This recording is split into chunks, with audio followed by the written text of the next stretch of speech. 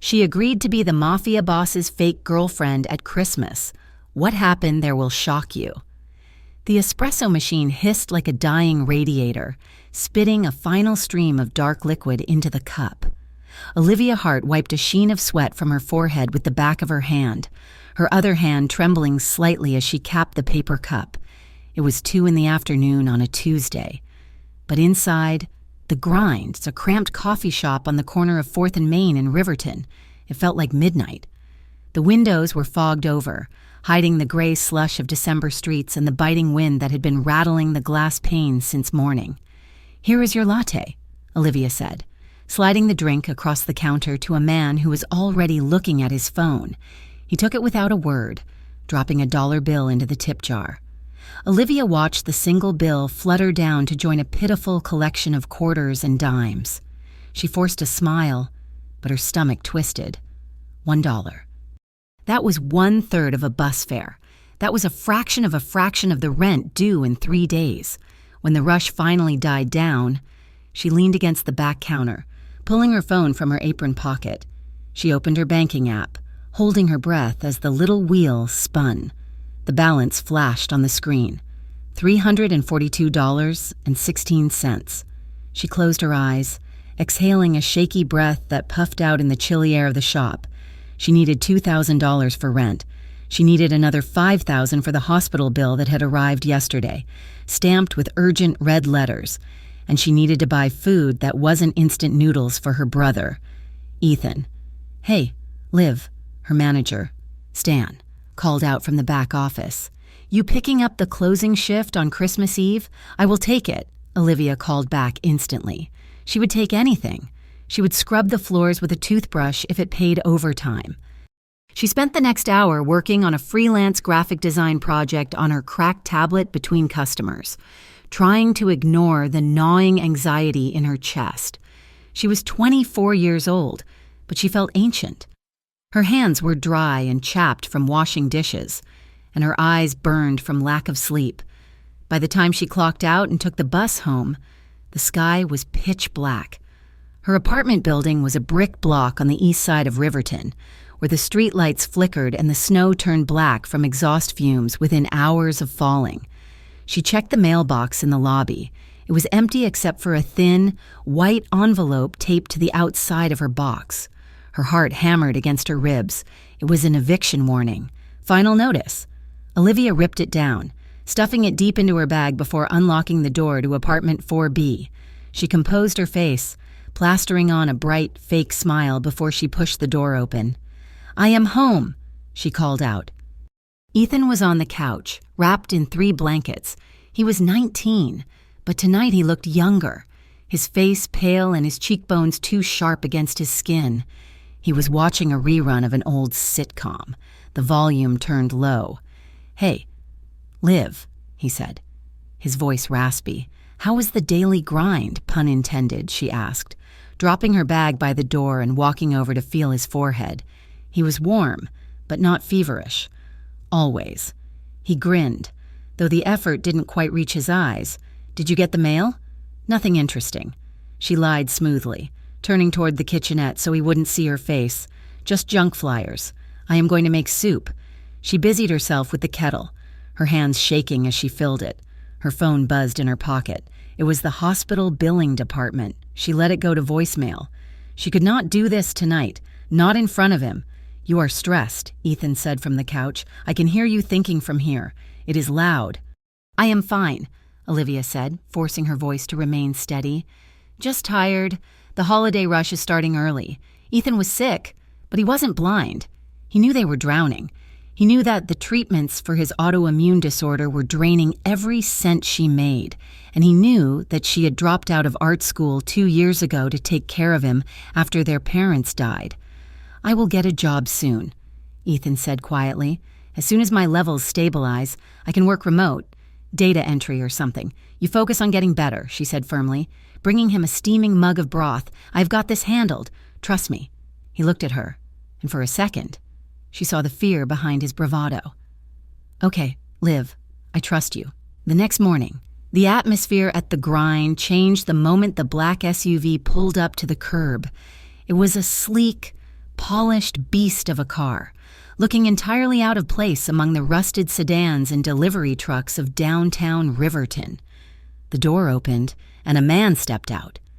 The coffee shop went silent. It wasn't just that he was dressed in a suit that probably cost more than Olivia made in a year, charcoal gray, tailored to perfection, or the way he wore his wool coat like armor. It was the air around him. He moved with a predatory grace, a heavy, confident weight that made the air in the room feel thinner. Two other men followed him. They were large, wearing thick jackets, their eyes scanning the street and the shop interior with practiced vigilance. Olivia was behind the counter, wiping down the steam wand. She looked up and paused. The man approached the register. He had dark hair, slicked back but not severe, and eyes the color of espresso, dark, intense, and incredibly tired. "What can I get for you?" Olivia asked. She kept her voice level, treating him exactly the same way she had treated the tired nurse and the construction worker before him. He looked at her, blinking as if surprised by her tone. Most people probably stammered or stared. "Black coffee," he said. His voice was deep, scratching something low in her spine. "Dark roast, 2 sugars. For here or to go?" she asked, tapping the screen. "Here," he said. He paid with a $50 bill and didn't wait for change. He moved to a table in the back corner, his back to the wall. His 2 shadows took a table near the door, drinking nothing, just watching. Olivia made the coffee, pouring it into a ceramic mug. She walked it over to his table. "Here you go," she said, setting it down gently. "Thank you," he said, not looking up from his phone. She walked away, but she felt his eyes flick up to her back as she retreated. She didn't know who he was, but she knew Riverton. She knew that men who dressed like that and traveled with bodyguards were usually part of the world people whispered about, the families, the syndicates, the business that happened in the shadows. 10 minutes later, the door banged open. A man stumbled in, smelling of cheap whiskey and aggression. It was a regular problem. The neighborhood was rough, but this man was fixated. He marched straight to the counter where Stan, Olivia's manager, was counting inventory. "You shorted me," the man shouted, slamming a fist on the counter. "Sir, you need to leave," Stan said, his voice trembling. "I want my money," the man roared. He reached over the counter, grabbing Stan by the collar. Olivia gasped. Dropping the towel she was holding, she started to move forward, intending to intervene, but a shadow moved faster than she did. The man in the charcoal suit was suddenly there. He didn't shout. He didn't throw a punch. He simply placed a hand on the drunk man's shoulder. "Let him go," the suit-clad man said. The voice was soft, almost gentle, but it carried a terrifying weight. It was the sound of a calm ocean just before a hurricane. The drunk man froze. He turned his head, ready to fight, but the look on the stranger's face stopped him cold. There was no anger there. Just a hollow, bored promise of violence if he did not comply. The drunk man released Stan, stumbling back. "Walk away," the stranger said. The man ran. He didn't just leave. He fled.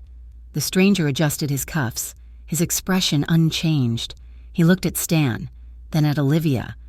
"Is everyone all right?" he asked. "Yes." Olivia breathed, her heart racing. "Thank you." He nodded once, then returned to his table, finished his coffee, and left as silently as he had arrived. That evening, in the back of a luxury sedan moving through the glittering, snowy streets of Riverton's wealthy district, Marco Vieri tapped on his tablet. "Damien, we have a problem with the optics for the Christmas gala," Marco said. Damien Morelli rubbed his temples, staring out the window.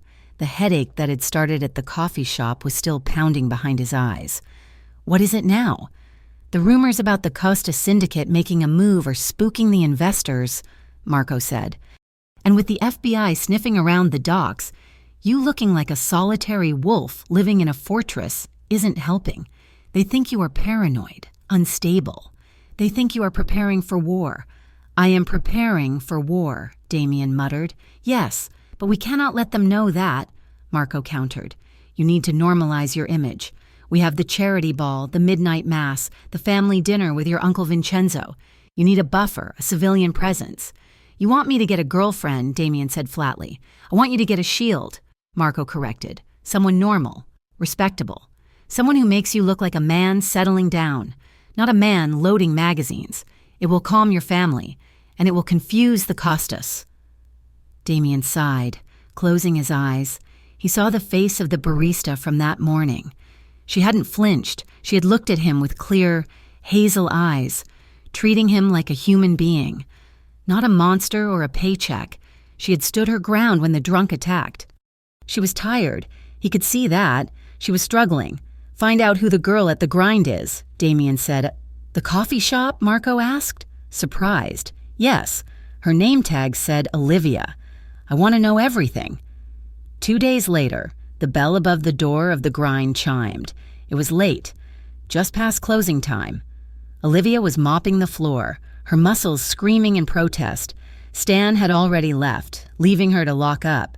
She looked up, expecting a straggler, and froze. It was him. The man from the suit, the one who had scared off the drunk. "We are closed," she said, clutching the mop handle. "I know," he said. He walked in, and this time, he was alone. He flipped the lock on the door behind him. Olivia's heart slammed against her ribs. She took a step back. "What do you want?" "My name is Damien Morelli," he said, "and I have a business proposition for you." He didn't look threatening, despite the locked door. He looked exhausted. He walked to the nearest table and pulled out a chair. "Please." "Sit." Olivia didn't move. "I am fine standing." Damien nodded, respecting her caution. He placed a folder on the table. Olivia Hart, 24. Graphic designer by trade, barista by necessity. Sole guardian of Ethan Hart, 19. Currently suffering from an autoimmune condition that requires monthly infusions, costing $4,000 out of pocket. You are 2 months behind on rent. You have an eviction notice in your bag. Olivia felt the blood drain from her face. "Who are you? How do you know that?" "I told you," he said calmly. "I am a businessman, and I am here to offer you a job."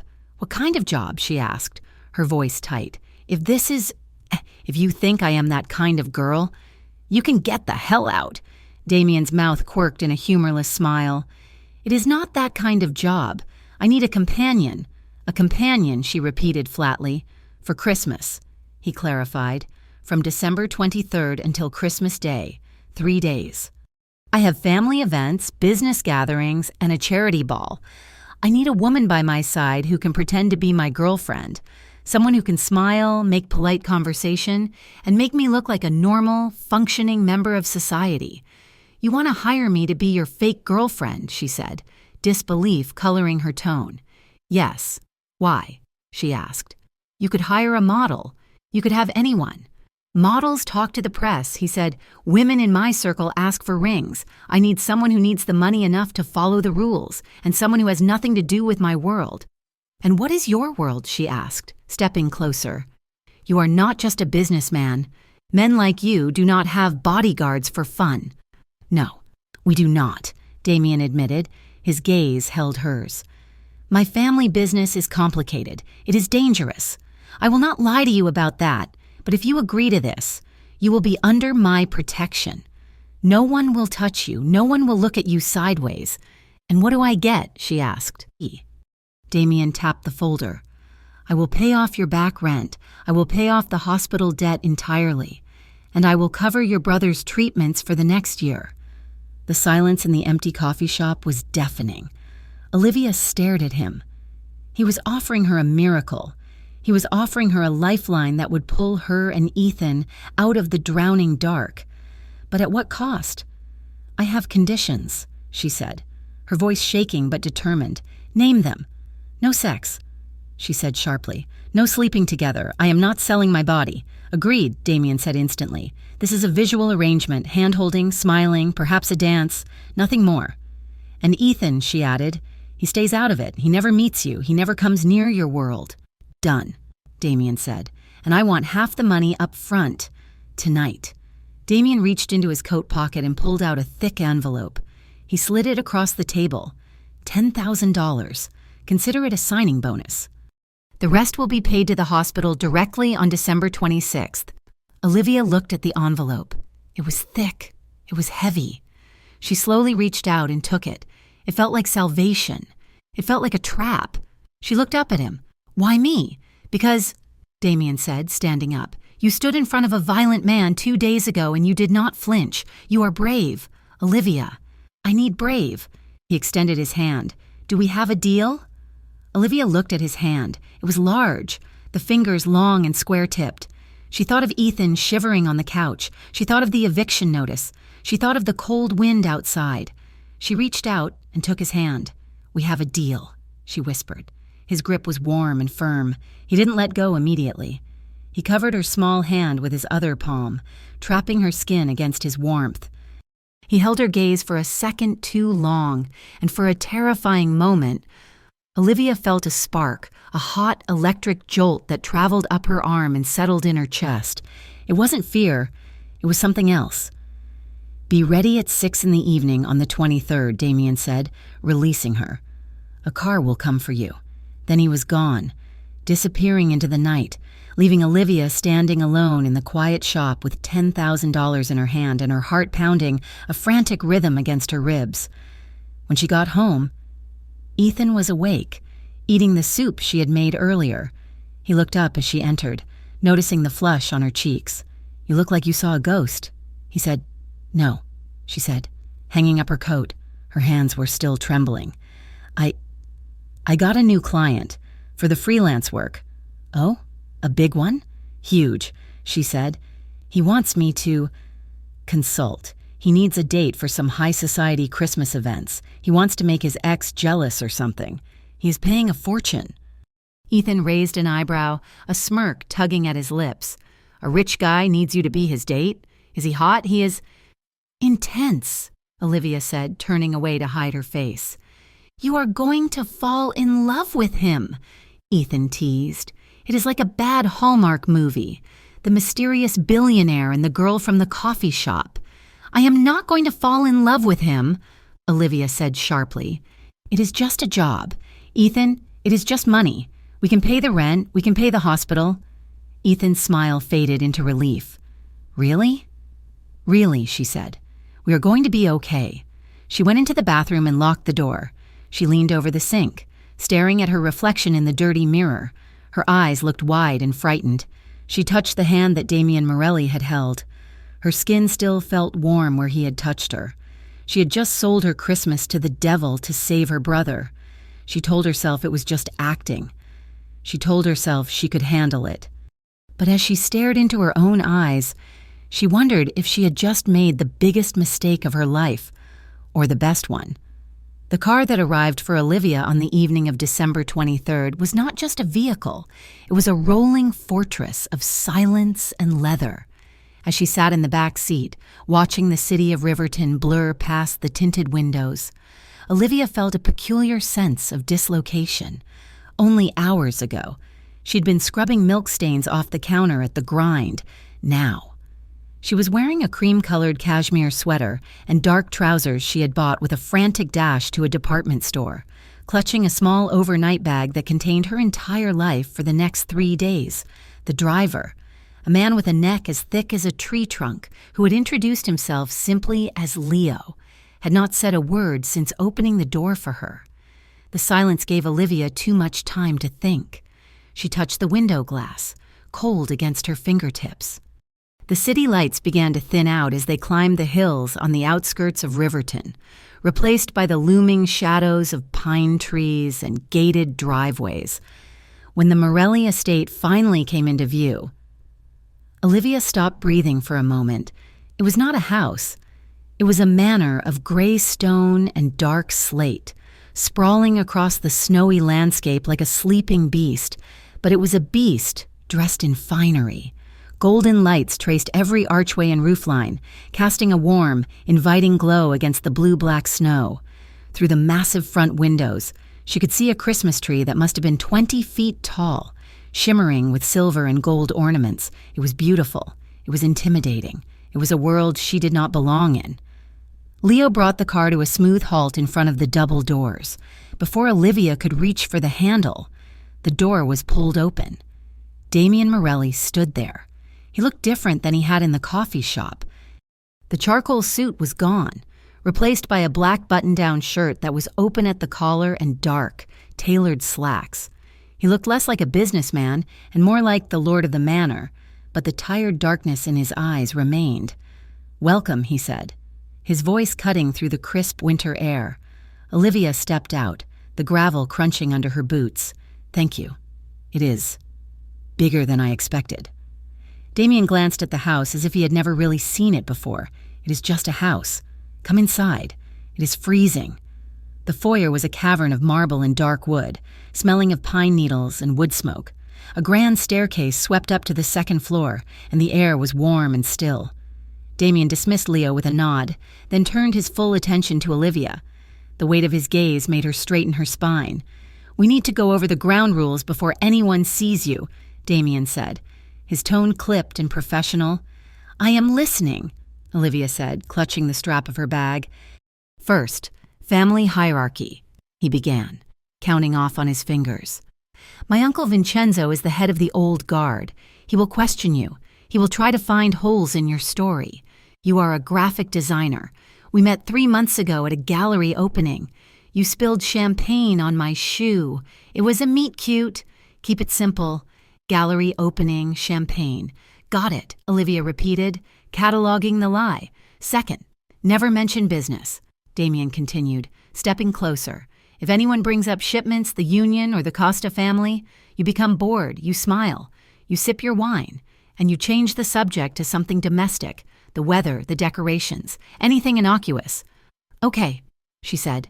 "Third," he said, his voice dropping an octave, "if you feel unsafe, if you feel like someone is cornering you, or if the situation feels volatile, the safe word is frost. You use that word in a sentence, and my security will extract you immediately. No questions asked." "Do you understand, Frost?" she whispered. The reality of danger pricked at her skin. "I understand." Damien studied her face, his gaze searching for any sign of panic. He seemed to find only resolve, because his shoulders relaxed slightly.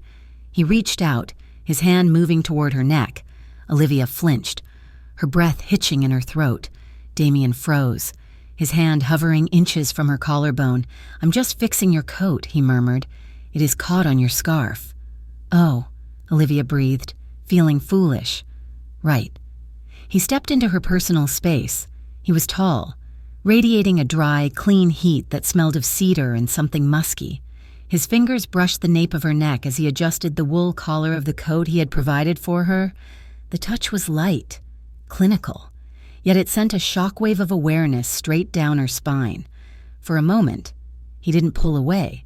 He stood there, his hands lingering on the lapels of the coat, his face inches from hers. Olivia looked up, caught in the dark gravity of his eyes. She saw the flecks of amber in the brown. She saw the fine lines of exhaustion fanning out from the corners.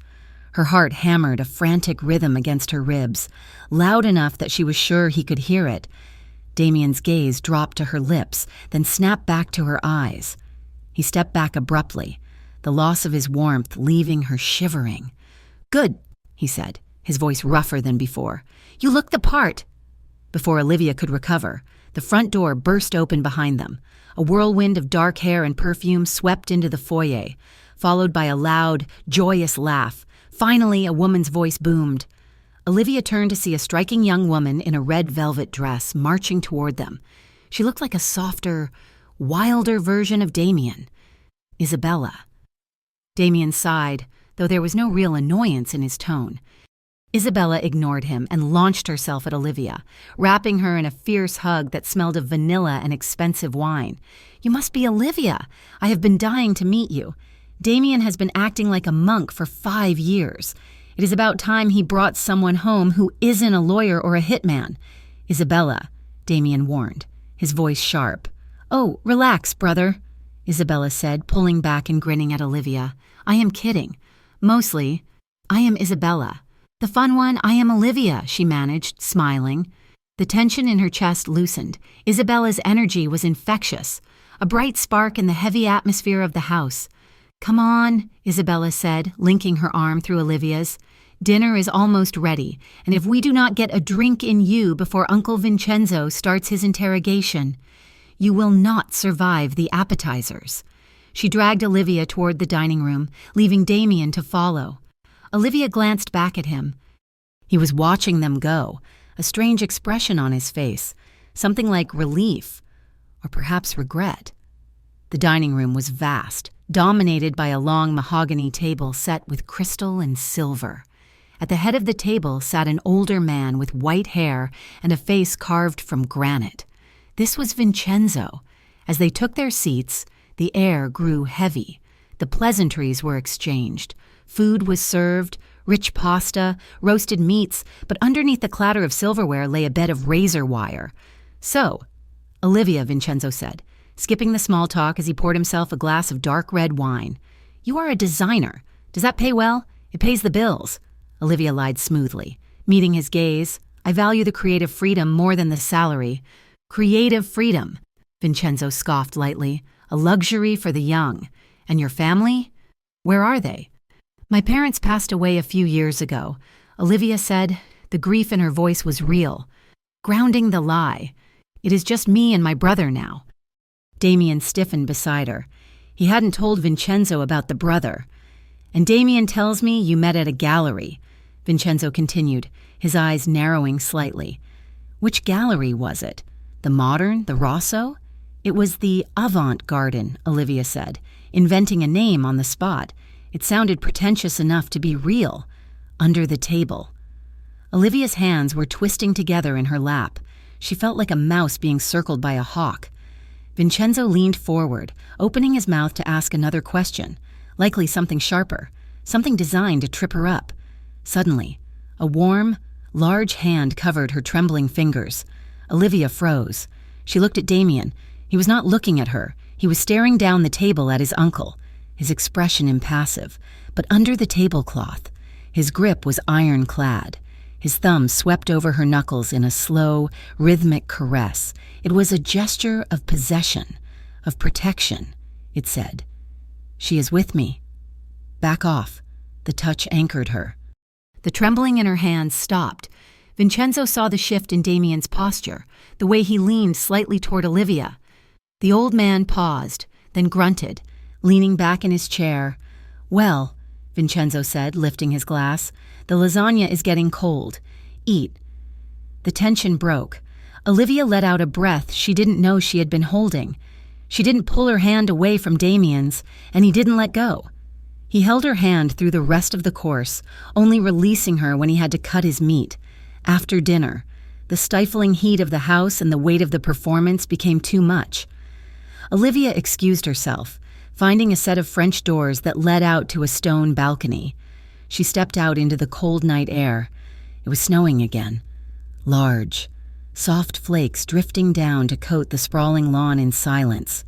She wrapped the oversized wool coat tighter around herself, leaning against the stone railing. The cold bit at her cheeks, cleansing the smell of heavy sauce and expensive wine from her senses. "Mind if I join you?" She turned. Damien stood in the doorway holding 2 steaming mugs. "Please," she said. He stepped out, handing her one of the mugs. It was hot chocolate, rich and dark, topped with a single marshmallow. "Thank you," she said, taking a sip. "It was sweet and perfect. You did well in there," Damien said, standing beside her. He looked out over the grounds, his profile illuminated by the lights from the house. "Vincenzo is difficult. He likes to test the structural integrity of people. He is scary," Olivia admitted. "But I have dealt with scary men before. Landlords are worse."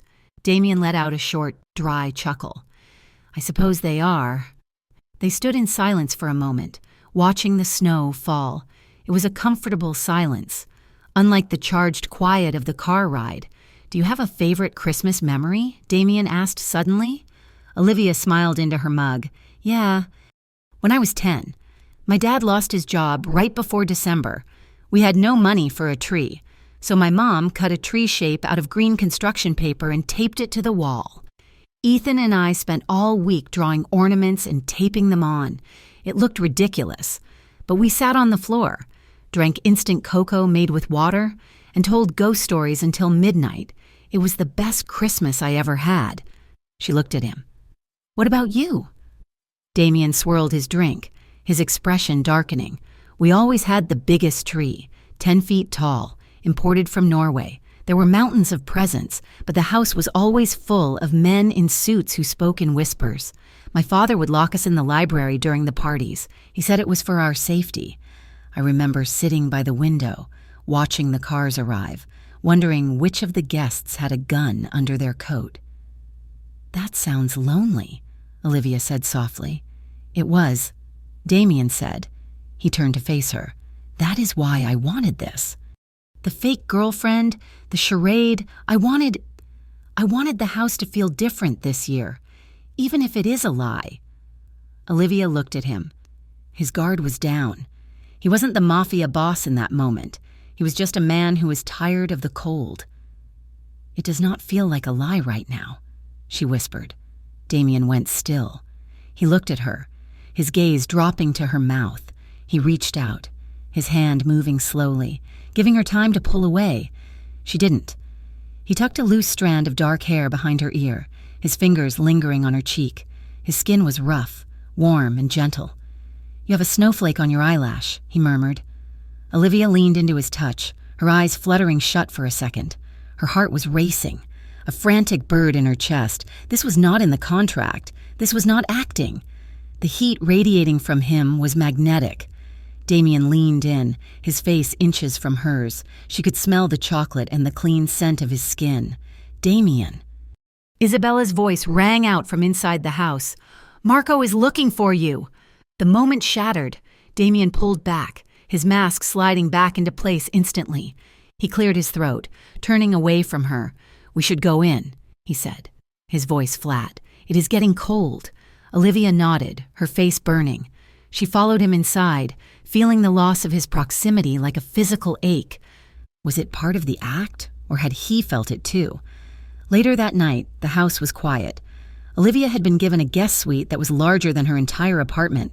The bed was a cloud of Egyptian cotton, but she couldn't sleep. The silence was too heavy. She got up, pulling on an oversized t-shirt and thick wool socks, and opened her door. She needed water. She crept down the hallway, the floorboards silent under her feet. As she passed the study, she heard voices. The door was cracked open a few inches. "We have confirmation," a voice said. It was Marco. "The Costa Syndicate is moving. They are planning something for the charity ball." "Are you sure?" Damien's voice was low, laced with steel. "Positive. They know you will be there. They know you will be distracted. They see the girlfriend as a weakness. Damien, they think you are soft." Damien slammed something down on a desk. "Let them think it, but double the security detail. I want eyes on every exit. I want a perimeter established 2 blocks out, and I want Olivia watched. She is a liability," Marco argued. "She is a guest under my protection." Damien snarled. "If a single hair on her head is touched, I will burn the Costa family to the ground. Do you understand me?" There was a pause. "Understood," Marco said. Olivia backed away from the door, her heart pounding. They were talking about her. She was a target. But Damien's words echoed in her mind. "I will burn the Costa family to the ground." She turned and hurried back toward her room. But as she rounded the corner, she collided with a solid wall of chest. She gasped. Stumbling back, strong hands caught her by the arms to steady her. It was Damien. He had come out of the study from a different door. He had discarded his jacket and tie. His shirt sleeves rolled up to his elbows, revealing forearms corded with muscle. He looked exhausted, his hair messy. "Olivia," he said, surprise softening his features. "What are you doing wandering around?" I needed water," she stammered. "I could not sleep." Damien let out a breath, a half-smile tugging at his lips. "Me neither." He looked down at her. She realized suddenly how she must look. Bare-legged, wearing a shirt that hung to her knees, hair messy from the pillow. She crossed her arms self-consciously. "I heard you talking," she said quietly. "About the ball." Damien's smile vanished. "You should not have heard that. Is it safe?" she asked. Damien hesitated, then nodded. "I will make it safe. I promise you. Olivia, I will not let anything happen." They stood there in the dim hallway, the only light coming from the moon filtering through the window. The distance between them seemed to shrink. Damien didn't let go of her arms. His thumbs brushed against the bare skin of her biceps, sending shivers racing over her skin. He looked at her. really looked at her, stripping away the pretense of the arrangement. For a second, he wasn't the boss, and she wasn't the employee. They were just two people standing in the dark, drawn together by a gravity neither could control. He leaned in, his head tilting. Olivia's breath hitched. She watched his lips, parting slightly. She wanted him to kiss her. God, she wanted him to kiss her. Contract be damned. Damien stopped a breath away from her lips.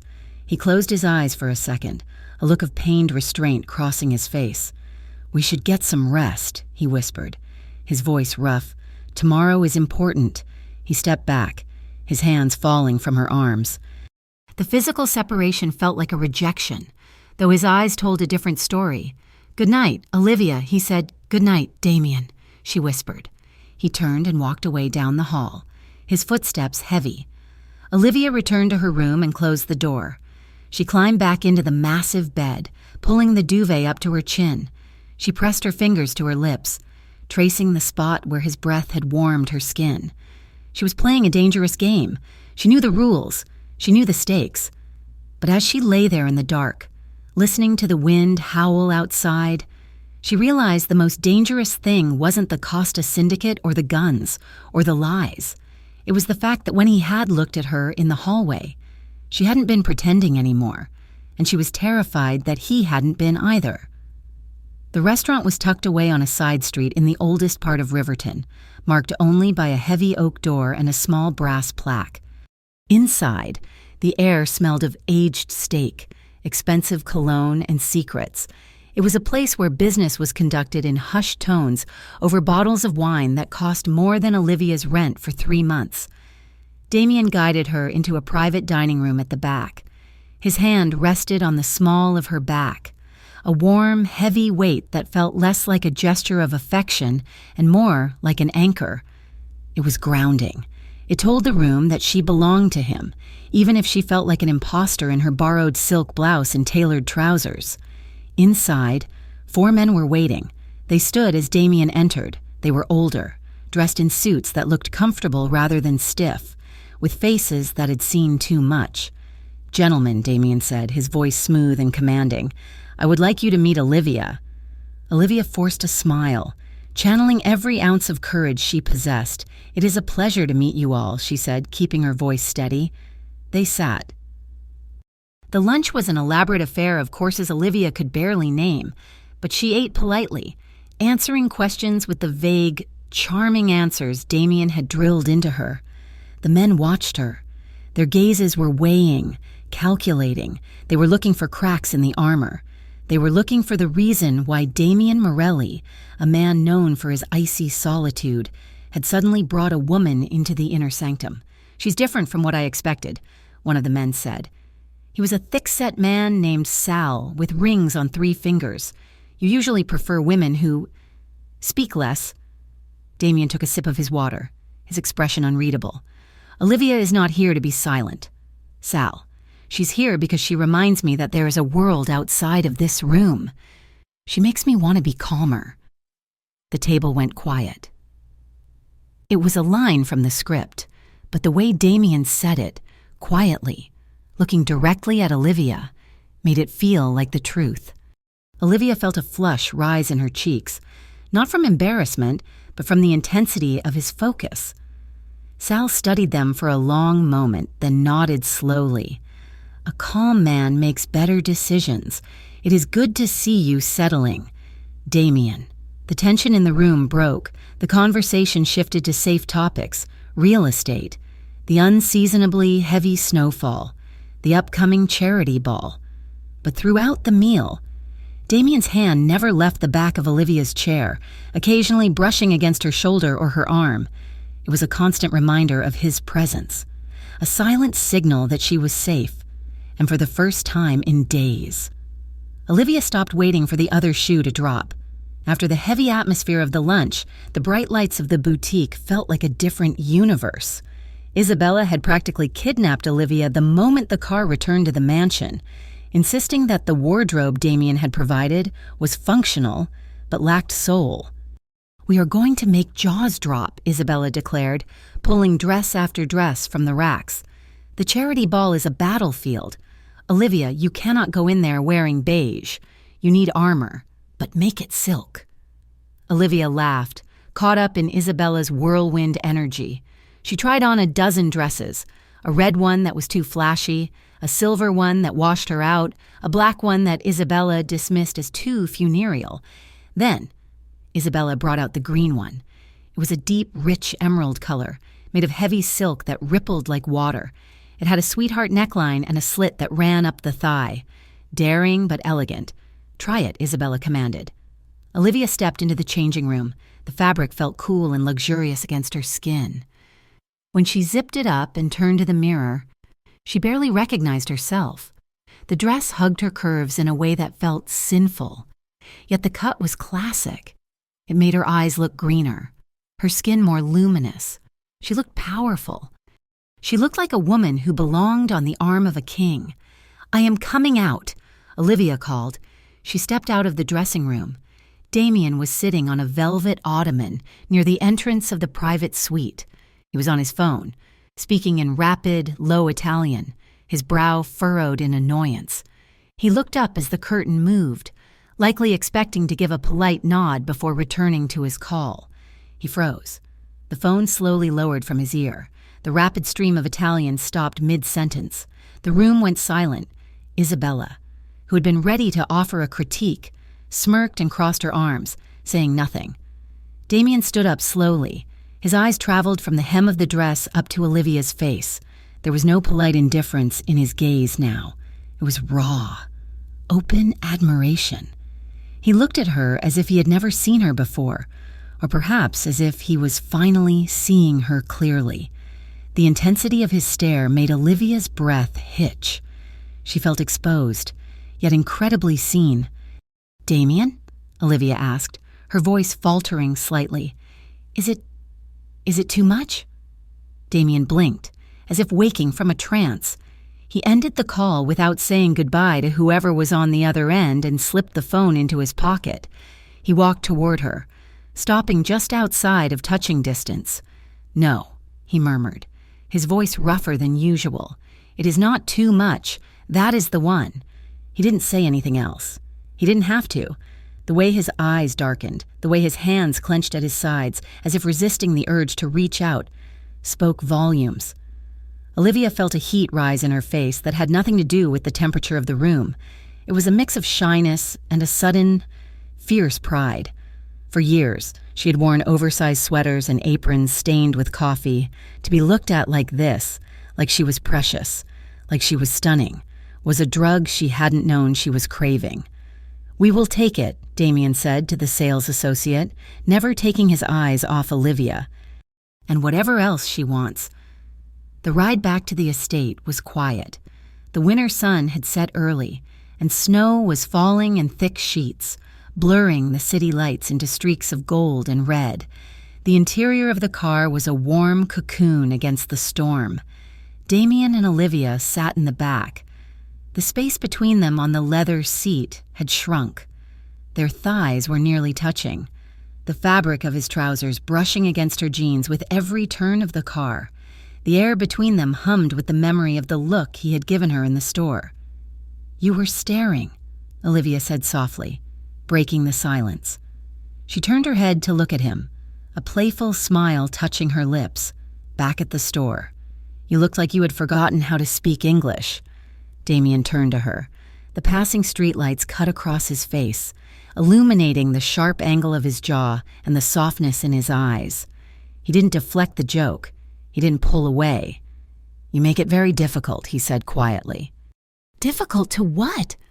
Olivia asked, her heart skipping a beat. "To remember that this is supposed to be fake," he admitted. The confession hung in the air between them. It was a dangerous thing to say. It blurred the lines of their contract, erasing the safe distance they had agreed upon. A thrill shot through Olivia, sharp and electric. She looked at his hands resting on his knees, strong, capable hands that she knew could be violent, but had only ever been gentle with her. She didn't know what to say, so she said nothing. She simply shifted slightly, closing the fraction of an inch between them until her leg pressed firmly against his. Damien didn't move away. He leaned his head back against the seat, closing his eyes, but the corner of his mouth ticked up in a small, private smile. That evening, the house felt too big. Isabella had gone out to meet friends, and the silence of the mansion was heavy. Olivia wandered down the hallway toward the library, intending to find a book to distract herself from the racing of her own mind. The library door was open, inside. A fire was crackling in the massive stone hearth, casting dancing shadows on the walls of books. Damien was there. He was standing by the desk, staring down at a file folder. His hands braced on the wood. His shoulders were drawn up tight, the muscles of his back rigid under his white dress shirt. He looked like a man carrying the weight of the world. Olivia hesitated in the doorway, then stepped inside. "Is everything okay?" Damien looked up sharply, his hand instinctively moving to cover the papers on the desk. When he saw it was her, he relaxed slightly. Though the tension didn't leave his eyes, "It is fine," he said, though his voice was hoarse. "Just complications." Olivia walked further into the room. She didn't stop at the respectful distance she usually kept. She walked around the desk until she was standing next to him. "You look like you were about to break that desk in half," she said gently. "Talk to me. And do not give me the 'it is business' line. You are paying me to be your partner this week, so be a partner." Damien looked at her, surprised by her boldness. He let out a long, ragged sigh and ran a hand through his hair. "Messing up the perfect style. It is a report from my security team," he said, gesturing vaguely to the file. "There is a leak. Someone inside my organization is feeding information to the Costa Syndicate. They knew my schedule today. They knew about the lunch. Is it dangerous?" Olivia asked. "It is always dangerous," Damien said bitterly. "But this is personal. The information they have, only a handful of people know it. It means the traitor is someone I trust, someone I break bread with." He turned away from the desk, walking toward the fireplace. He stared into the flames, his expression haunted. "I spend my life building walls. Olivia, I protect everyone, my family, my men, the business, and in the end, the knife always comes from inside the house." Olivia watched him. She saw the loneliness that he hid behind the money and the power. She understood that loneliness. She walked over to him, standing close enough to feel the heat radiating from the fire and from him. "I know what it feels like to be trapped," she said softly. Damien glanced at her sideways. "Do you?" "Not like this," she admitted. "I do not have enemies trying to kill me, but I know what it feels like to be powerless. For the last 3 years, since my parents died, I have felt like I am drowning. I wake up every day afraid of the mail because it might be another bill I cannot pay. I am afraid of the phone ringing because it might be the hospital telling me I cannot afford to keep my brother alive." She took a breath, her voice trembling slightly. "I have spent years begging landlords for more time, begging doctors for payment plans, smiling at customers who treat me like dirt because I need their $2 tip to buy bus fare. I have no control. Damien, I am at the mercy of systems that do not care if we live or die." She looked up at him, her eyes shining in the firelight. "Taking this deal. Coming here." It terrified me, but it also felt like the first time in years that I had a choice. I chose to do this. I chose to save Ethan. For the first time, I am not just a victim of circumstance. I am fighting back. Damien turned fully toward her. His eyes were soft, the hardness melting away as he looked at her with a new kind of recognition. He didn't see a waitress or a fake girlfriend. He saw a survivor. He saw someone who understood the weight of sacrifice. "You are the bravest person I know," he whispered. The air in the room changed. The crackle of the fire seemed to fade into the background, leaving only the sound of their breathing. The tension that had been building between them for days, in the car, in the hallway, in the boutique, crested like a wave. They were standing close, too close for business, too close for friends. Olivia reached out. Her hand trembled slightly as she placed it on his forearm. His muscles were rock hard beneath the cotton of his shirt, but he didn't pull away. Instead, he turned his arm, his hand sliding down to find her waist.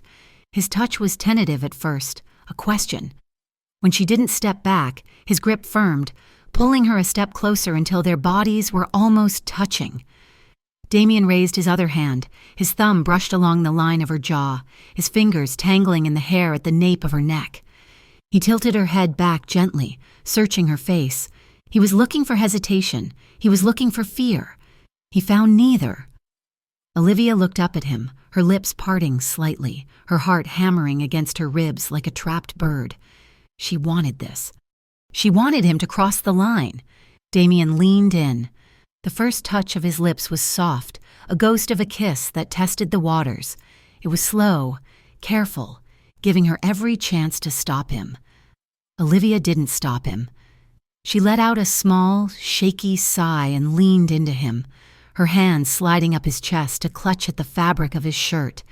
At her response, Damien groaned low in his throat. The kiss deepened. It wasn't polite anymore. It was hungry. One of his hands cradled the back of her head, angling her for better access, while the other arm wrapped tightly around her waist, pulling her flush against him. Olivia gasped into his mouth, opening to him. He tasted of mint and something dark and purely male. The kiss consumed her. It swept away the fear of the contract, the worry about Ethan, the danger of the traitor. There was only the heat of his body, the rough slide of his tongue against hers, and the overwhelming feeling of being wanted. She felt his heart racing under her palm, matching the frantic rhythm of her own. His body was hard and warm against hers, and for the first time in her life, she didn't feel small, she felt electric. Damien's lips trailed away from her mouth, moving along her jawline. He pressed a hot, wet kiss to the sensitive spot just below her ear, then moved down to the pulse fluttering wildly at the base of her throat. Olivia shivered, her head falling back, her fingers gripping his shoulders to keep her balance. "Damien," she whispered, her voice barely a sound. The sound of his name seemed to snap a cord of restraint in him.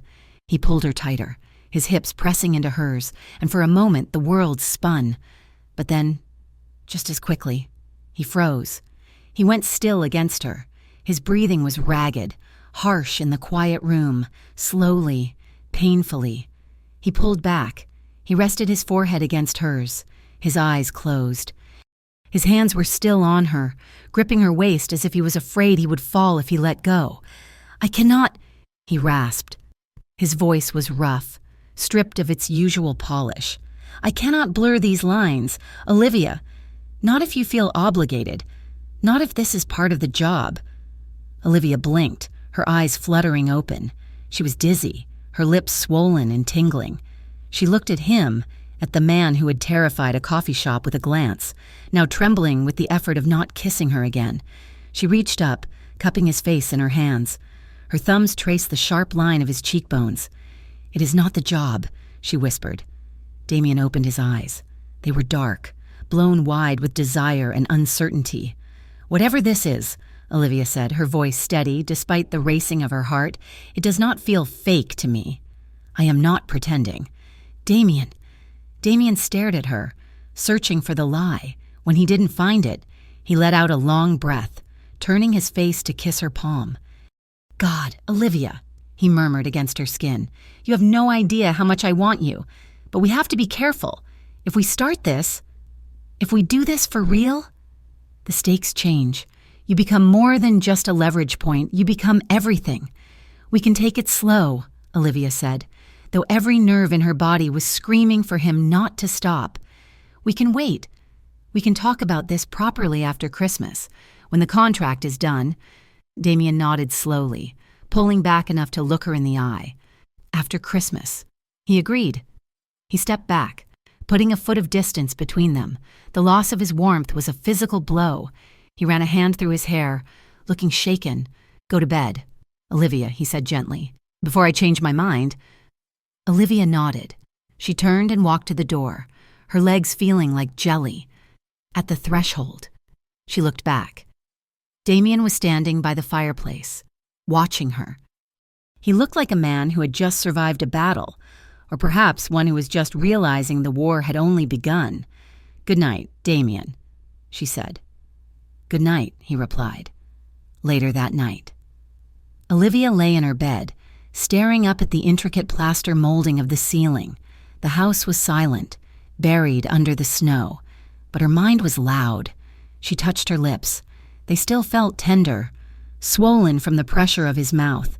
She could still feel the phantom weight of his hands on her waist, the scratch of his stubble against her neck. She closed her eyes, replaying the kiss over and over. Every second of it, the hesitation, the hunger, the way he had stopped because he respected her too much to take what wasn't freely given. She rolled over, burying her face in the pillow. She'd come here for the money. She'd come here to save her brother. She had promised herself she wouldn't get involved. She had promised Ethan she wouldn't fall for the mysterious billionaire. But as she drifted towards sleep, clutching the duvet to her chest, Olivia knew she was in trouble, because she wasn't just acting anymore, and judging by the way Damien had looked at her in the firelight, neither was he. The line between the lie and the truth had vanished, and now, the only thing left was the terrifying, wonderful reality that she was falling in love with the most dangerous man in Riverton. The transformation of the Morelli estate on Christmas Eve was nothing short of miraculous. The cold, imposing silence of the stone manor had been replaced by a cacophony of life that vibrated through the floorboards.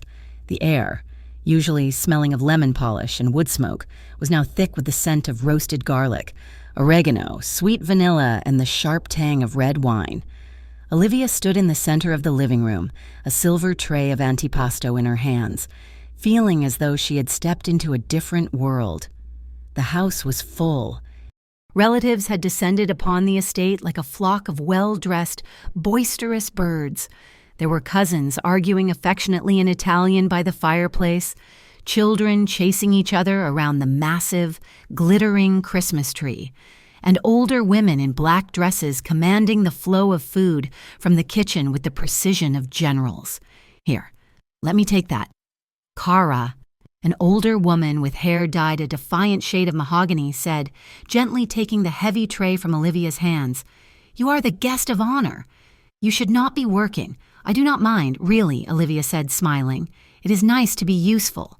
The woman, whom Damien had introduced as his Aunt Rosalia, patted Olivia's cheek with a hand that felt like parchment. "You are a good girl. Too skinny, but good. Damien needs someone who knows how to work." Olivia felt a warm flush rise to her cheeks. For the last 3 hours, she had been passed from relative to relative, inspected, questioned, and surprisingly, welcomed.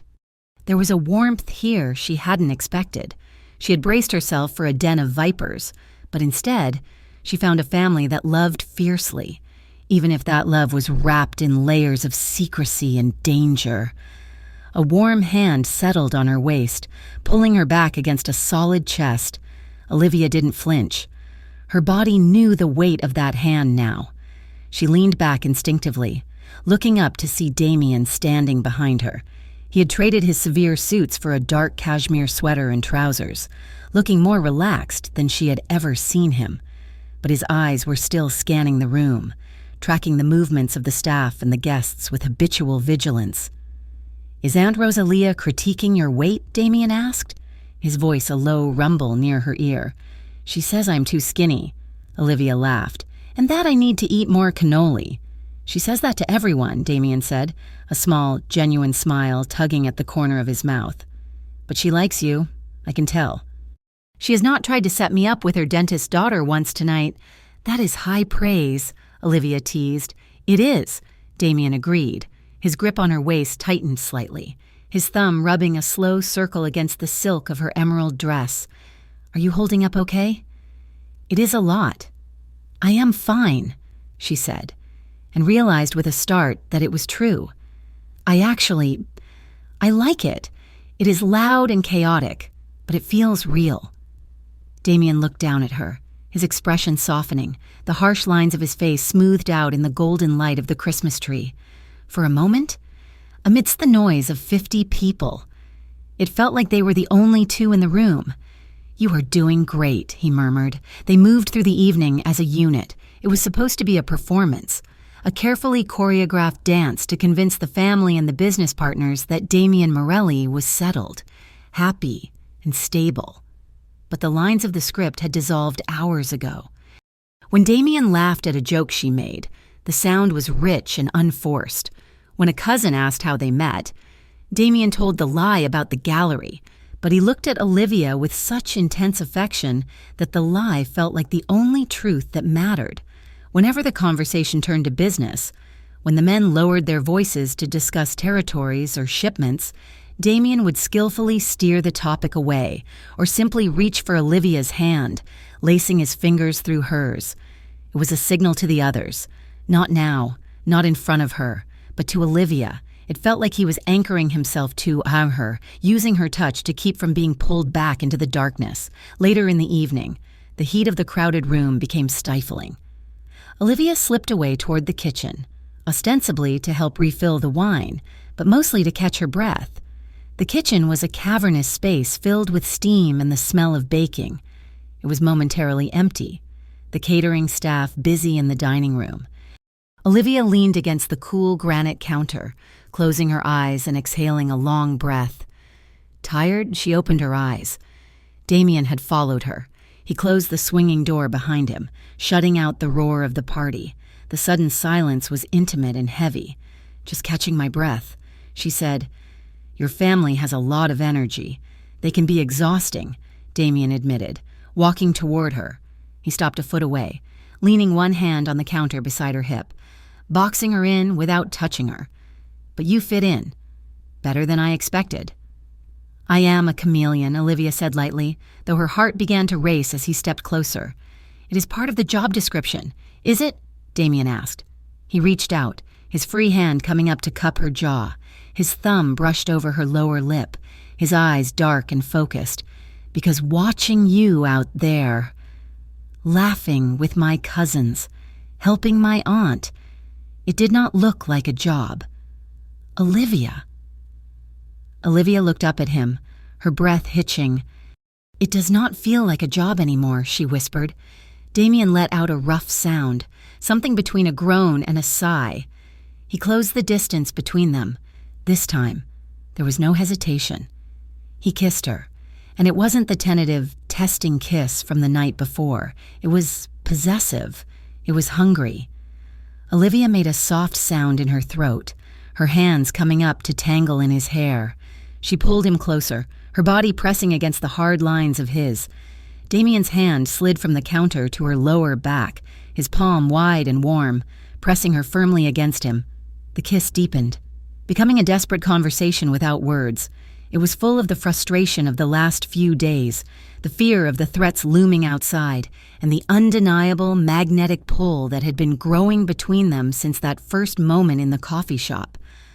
Olivia felt safe and terrified all at once, terrified by how much she wanted this, how much she wanted him. Damien pulled back slightly, just enough to breathe, his forehead resting against hers. His hands were still in her hair, his thumbs stroking her temples. "Merry Christmas." "Olivia," he whispered, his voice wrecked. "Merry Christmas," she breathed back. The door swung open with a loud thwack. "Oops, sorry." Damien and Olivia sprang apart as if they had been burned. Isabella stood in the doorway holding an empty platter, a wicked grin spreading across her face. "I came for more biscotti," Isabella announced, marching into the room as if she hadn't just interrupted a breathless embrace. "But it looks like you two are busy corrupting the Christmas cookies." "Isabella," Damien growled, running a hand over his face to compose himself. "Do not Isabella me," she laughed, grabbing a handful of cookies from a jar. "I am just happy to see you act like a human being for once. Carry on. Pretend I am not here. Actually, do not. That would be weird." She winked at Olivia and breezed back out, the door swinging shut behind her. Damien looked at Olivia, and despite the tension, they both burst into laughter. It was a release, a moment of shared absurdity that broke the heavy atmosphere. "I should go back out," Olivia said, wiping her lipstick from the corner of his mouth with her thumb, "before they send a search party." "Go," Damien said, catching her hand and kissing the knuckles. "I will be there in a minute. I need to check in with Marco." Olivia left the kitchen, her heart feeling lighter than it had in years. She made her way through the crowded hallway, intending to rejoin the party, but the sound of raised voices from the smoking room stopped her. The door was slightly ajar. The voices were low, but the anger in them carried clearly. "Sentimental fool." A gravelly voice spat. It was Vincenzo. "He's being careful." "Uncle," Marco's voice replied, sounding strained. "He's being weak," Vincenzo countered. "Look at him. He's playing house with a shop girl while the Costa family is circling like wolves. He thinks he can separate the business from his life? There is no separation. Marco, there is only the family. He's trying to legitimize." Marco said, "He's making us vulnerable." Vincenzo slammed something down, probably a glass. "The Costas want blood. They want territory. If we do not strike a deal, we lose everything." "A deal?" Marco asked. "What kind of deal?" Vincenzo's voice dropped, becoming a sinister hiss. "They want assurance, leverage. They know about the girl. They know Damien is distracted by her. If we offer them a clear path, if we let them know where the soft spots are, perhaps we can negotiate a truce. You want to use the girl as bait." Marco sounded horrified. "Damien would kill you." "Damien does not have to know," Vincenzo said coldly, "not until it is done. If she disappears, or if she gets hurt, it will break him. Yes, but it will also wake him up. It will remind him that he is a soldier, not a husband. We need the soldier. Marco, not this love-struck boy." Olivia backed away, her hand clamped over her mouth to stifle a gasp. Her blood ran cold, the warmth of the kitchen, the taste of Damien's kiss. It all evaporated, replaced by a chilling clarity. They weren't just talking about business. They were talking about sacrificing her. She turned and fled, not toward the party, but down the corridor toward the east wing, away from the noise. She needed to think. She needed to breathe. She found herself in a quiet hallway near the library, leaning against the wall, her heart hammering against her ribs like a sledgehammer. "Olivia?" She jumped, spinning around. Damien was coming down the hall, his face etched with concern. He must have seen her leave the kitchen area in a rush. "What is it?" he asked, closing the distance instantly. "You look pale. What happened?" Olivia looked at him. She saw the concern in his eyes, the genuine fear that something was wrong, and she knew, with absolute certainty, that he had no idea what his uncle was planning. "I heard them," she whispered, her voice shaking. "Vincenzo and Marco, they were in the smoking room." Damien went still, his face hardened, the warmth vanishing. "What did they say?" "Vincenzo thinks you are weak," she said, the words tumbling out. "He thinks I am making you soft. He wants to cut a deal with the Costas. He said they could use me as leverage, that if something happened to me, it would wake you up. He wants the soldier back. Damien." A terrifying silence fell over the hallway. Damien didn't shout. He didn't move. But the temperature in the air seemed to drop 10 degrees. His jaw clenched so hard a muscle feathered in his cheek. His eyes turned to black ice. "He said that?" Damien asked, his voice deadly quiet. "Yes," Olivia whispered. Damien closed his eyes for a second, taking a deep, controlled breath. When he opened them, the rage was contained, but it was there, burning behind the calm facade. He stepped forward and took Olivia's face in his hands. His grip was firm, grounding. "Listen to me," he said, his voice low and fierce. "No one is going to touch you.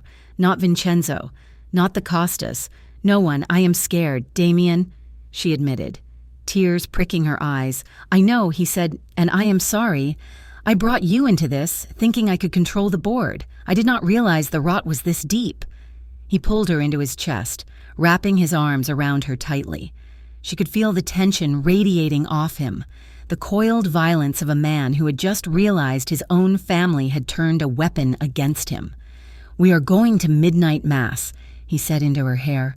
"We are going to stick to the plan. But you are not leaving my side. Not for a second. Do you understand?" "I understand," she mumbled against his sweater. He pulled back, checking her face. "I will handle Vincenzo. But not tonight. Tonight, we survive." The drive to the church was a somber procession. The playful atmosphere of the party had died the moment they stepped out into the cold. St. Jude's Cathedral was a towering Gothic structure of stone and stained glass. Inside, it was a sea of candlelight and incense. The air was thick with the scent of melted wax and pine boughs. Damien and Olivia sat in the front pew, reserved for the Morelli family. Vincenzo was there, sitting a few feet away, his head bowed in prayer. Olivia felt a wave of nausea looking at the back of the old man's neck. Knowing what he had proposed only an hour ago, Damien sat beside her, rigid as stone. He held a hymnal, but he wasn't singing. His eyes were scanning the periphery, watching the shadows of the pillars, watching the exits, under the cover of the heavy velvet pew cushion. Damien reached for her hand. He interlaced their fingers, gripping her tight. It wasn't the gentle hand-holding of the dinner parties. It was a lifeline. The choir began to sing Silent Night. The haunting melody filled the vast space. Olivia looked at Damien's profile, the sharp nose, the heavy brow, the lips that had kissed her with such desperation in the kitchen. She saw the conflict in him. He was a man trying to stand in the light while the darkness clawed at his ankles. She wondered if he could ever truly leave it behind, or if men like Vincenzo would always be there, dragging him back into the blood and the mire. She squeezed his hand. He squeezed back, instantly, reassuringly. When the Mass ended, the congregation spilled out onto the wide stone steps of the cathedral. It was snowing heavily now, big, fat flakes that caught the light of the street lamps. The city was silent, covered in a fresh blanket of white. The cold was biting. Damien immediately took off his heavy wool coat and draped it over Olivia's shoulders. It was warm from his body and smelled of him, sandalwood and expensive tobacco. "You are freezing," he murmured, adjusting the collar around her neck. "I am okay," she said, pulling the coat tighter. They stood a little apart from the rest of the family, waiting for the cars to pull up. The snow fell around them, creating a curtain of privacy. Damien turned to her. He reached out, his gloved hands cupping her face, his thumbs brushing the corners of her mouth. "Olivia," he said softly. "Yes, I do not want this to end," he said. Olivia's heart skipped a beat. "The contract? The act," he corrected. "The us. I know we said we would talk after Christmas, but I need you to know now. When the clock strikes midnight on the 25th, I do not want you to walk away." Olivia looked up at him, tears stinging her eyes. The snow melted on her lashes. "It is dangerous, Damien. You heard your uncle. Being with me. It makes you vulnerable." "I do not care," he said fiercely. "Let them come. I will burn the world down before I let them hurt you. But do not ask me to let you go."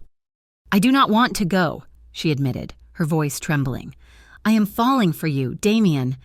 I tried not to. I really tried, but I am terrified. I know." He said. He leaned his forehead against hers. "Trust me. Please." Just when the moment felt like a promise, just when Olivia felt the hope blooming in her chest that maybe, just maybe, they could make this work. Damien's phone buzzed in his pocket. He ignored it. It buzzed again and again. A relentless, urgent vibration. Damien pulled back, a flash of annoyance crossing his face. "I need to check this. It might be security." He pulled the phone out. Olivia watched his face. She saw the color drain from his skin. She saw his pupils dilate, swallowing the iris. She saw the sudden, terrifying transformation from the man who loved her back into the dawn. "Damien?" she whispered. He didn't answer. He was staring at the screen. On the display was a photo. It was grainy, taken from a distance, but unmistakable. It was Olivia, walking up the steps of the church 10 minutes ago. The crosshairs of a digital scope were superimposed over her heart. Below the image was a text from an unknown number. "She looks beautiful in green. Shame it stains so easily." Damien shoved the phone back into his pocket, his movements sharp and violent. He grabbed Olivia's arm, pulling her body flush against his, shielding her with his own bulk. "Marco!" he barked. his voice cracking like a whip through the snowy night. Marco appeared instantly from the crowd of relatives. "Boss, get the car, now," Damien ordered, his voice low and lethal. "And tell the security detail to go to condition red. We are being watched." "What is it?" Olivia asked, panic rising in her throat. Damien looked down at her. His eyes were wild, but his voice was eerily calm. "Just a complication. Get in the car, Olivia, keep your head down." The ride back to the mansion was done at breakneck speed, the convoy of SUVs tearing through the snowy streets. Damien didn't speak. He had one hand on his phone, typing furiously, and the other arm wrapped around Olivia, holding her head down against his chest. Back at the estate, the festive atmosphere had curdled. The guests were ushered out or sent to their rooms. The lights on the tree still twinkled, but they looked mocking now. Damien brought Olivia straight to his study. He locked the door. "You sleep in here tonight," he said. "The couch pulls out. It is the safest room in the house. Bulletproof glass, reinforced walls. Damien, tell me what is happening," Olivia pleaded, grabbing his arm. He looked at her, and for a second, she saw the sheer terror behind his eyes. He wasn't afraid for himself. He was afraid for her. "They sent a photo," he said tersely, "of you, at the church. They were watching us." Olivia's hand flew to her mouth. "The Costas? Or the traitor?" Damien said grimly. "Or both?" He walked over to his desk and opened a drawer. He pulled out a heavy, matte black handgun. He checked the chamber with a metallic clack that echoed in the silent room, then set it on the desk. "Get some sleep." "Olivia," he said, "I have work to do." He sat down in the leather chair, his eyes fixed on the phone screen, the gun within easy reach. Olivia curled up on the couch under a blanket, but sleep was a distant memory. She watched him. He sat in the pool of light from the desk lamp, a sentinel in the darkness. Eventually, exhaustion pulled her under, but her sleep was fitful. She dreamed of snow that turned red, of camera flashes that sounded like gunshots, and of Damien standing alone in the dark, screaming her name across the room. Damien didn't sleep. He watched her breathe. He stared at the threatening text message, his finger hovering over the screen. He was running scenarios, calculating angles, planning violence. He had promised to protect her, and as he watched the rise and fall of her chest, he knew he would keep that promise, even if he had to tear his own family apart to do it. The act was over. The war had begun. Christmas morning broke over the Morelli estate with a brilliance that felt almost cruel. The storm from the previous night had cleared, leaving the world buried under a pristine, blindingly white blanket of snow. Inside the mansion, the air was filled with the scent of pine needles and cinnamon coffee, a domestic perfume that tried to mask the scent of fear clinging to the corners of the room. In the grand living room, the family gathered around the tree. It was a tableau of normalcy. Children tore into wrapping paper with shrieks of delight, tossing ribbons into the air like confetti. Vincenzo sat in his armchair, sipping espresso, looking for all the world like a benevolent patriarch rather than a man who had suggested using a young woman as bait only hours before. Olivia sat on a velvet sofa, a mug of tea warming her cold hands. She wore a smile that felt tight on her face. Every time a door slammed or a phone chimed, her muscles locked up. Damien sat beside her. He had not slept. There were dark bruises of exhaustion under his eyes, but his focus was razor sharp. He watched the room, watched the windows, watched her. "Here," he said softly, handing her a small velvet box. Olivia looked at him, startled. "You did not have to get me anything. The deal was—" "Open it," Damien interrupted gently. She lifted the lid. Inside, resting on black satin, was a silver necklace. A tiny, diamond-encrusted snowflake charm caught the light, shimmering like a captured piece of the winter storm outside. It was delicate, beautiful, and expensive. "It is beautiful," she whispered. "Let me," he said. He took the necklace from the box. Olivia swept her hair up, exposing the nape of her neck. Damien's fingers brushed against her skin as he fastened the clasp. His touch was warm, lingering for a second longer than necessary. A shiver raced down her spine, a mix of desire and a lingering, bone-deep unease. "It suits you," Damien murmured near her ear. "Unique, beautiful, and born of the cold." "Thank you," she said, turning to look at him. His eyes were soft, unguarded for the briefest of moments in the chaos of his family. In the shadow of the threat, he was looking only at her. The moment shattered before it could fully form. The double doors of the living room swung open. Marco Vieri strode in. He was not wearing his usual calm expression. His face was pale, his coat dusted with snow, and he brought a gust of freezing air with him that seemed to kill the warmth of the fire. Damien stood up instantly, his body shifting from relaxed partner to soldier in a heartbeat. "What is it?" Damien asked, his voice cutting through the laughter of the children. The room went silent. Even the children seemed to sense the shift in atmospheric pressure. "The warehouse in the East District," Marco said, his voice tight. "It was hit last night. 3 a.m, they took the shipment and they torched the building." Damien's jaw tightened. "Casualties?" "2 guards in the ICU," Marco reported. But Damien... They bypassed the perimeter alarms. They knew the keypad codes. They knew exactly which crate contained the ledger. "It was an inside job," Damien stated, the words falling like stones. Marco nodded grimly. "And we found a burner phone in the rubble. We traced the last call. It pinged off a tower near the estate. The number belongs to an associate of Vincenzo." The silence that followed was deafening. Damien turned his head slowly to look at his uncle. Vincenzo did not look up from his espresso, but his hand trembled slightly as he set the cup down. "Get the car," Damien said to Marco, his voice dangerously low, "and get the team." He turned to Olivia. "Go to your room," he ordered. "Stay there. Lock the door.